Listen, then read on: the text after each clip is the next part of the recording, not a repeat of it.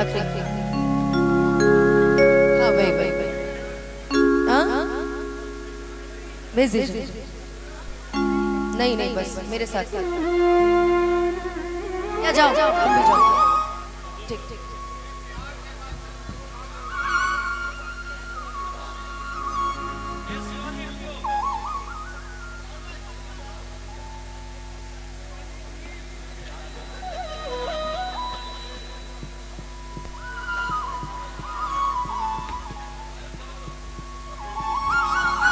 आप ही के लिए तो आए हैं ना आप, क्या राहुल भैया।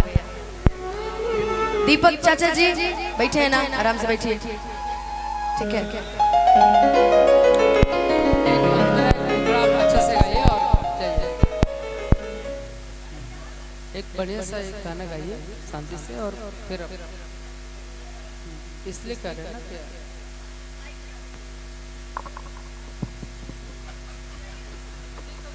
कौन बोल दिया? तुम समझते हो, समझते हो। एक जोरदार ताली बजा दीजिए यार इसके लिए। समझता है? अरे समझते हो यार तुम हमको, ये तो हम मान गए हैं। क्या यार, बैठो आराम से बैठो ना। उनके बुलाने पर हम आए हैं। हमने पहले ही बोल दिया आखिरी गाना वो भी बाबू भैया के लिए, इसके बाद हम विदा लेंगे। ठीक है ना? वो तो पहले ही बोल रहा था कि उसको नहीं पता है कार्यक्रम है नहीं है, फिर भी आया ना। कम से कम आना बहुत बड़ी बात है भाई। अब पिक्चर कर रहा है, एल्बम कर रहा है। भगवान करे 100 को पिक्चर फाइनल करे, 100 को एल्बम गाए। हम पहले भी बुरा नहीं चाहते थे, आज भी बुरा नहीं चाहते हैं, अनाजीवन चाहेंगे। और तुम्हारी पहली पिक्चर आएगी, सबसे पहले प्रमोट हम ही करेंगे।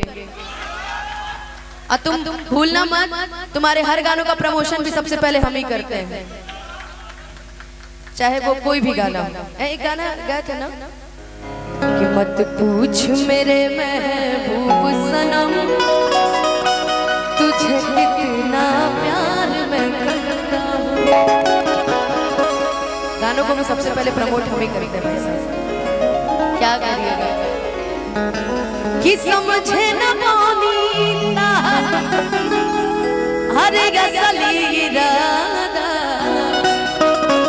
गिरु बाबा के जाल में धरा गई नी दादा कि समझे न पानीता हरे गसली राधा गिरु बाबा के जाल में धरा गई नी दादा। केहू के रोमाल बहुत बात नहीं, केहू के रोमाल बहुत बात नहीं, रोवा के हंसावल बहुत बात होला, सनहिया लगावल बहुत बात नहीं, नजरिया चुरावल बहुत बात होला।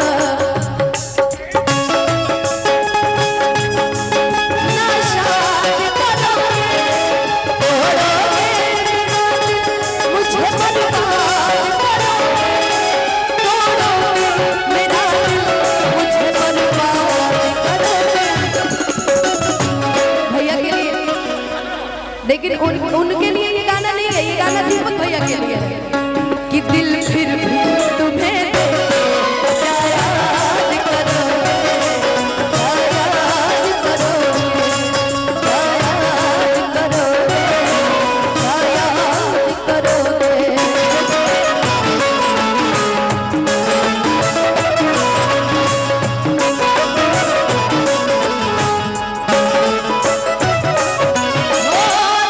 के सन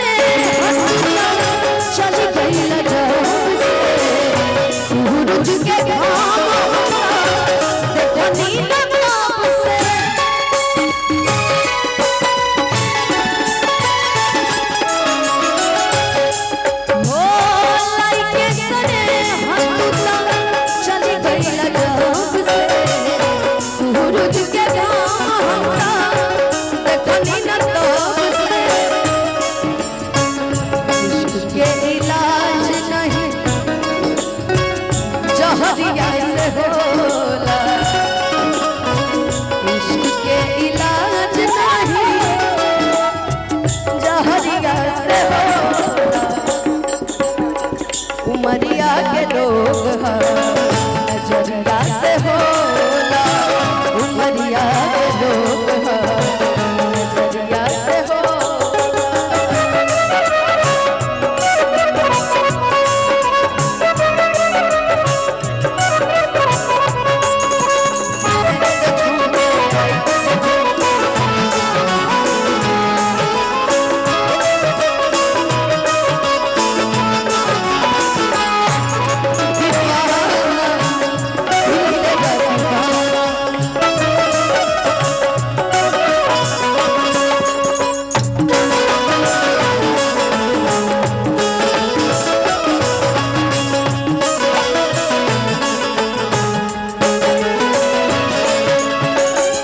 और जाते जाते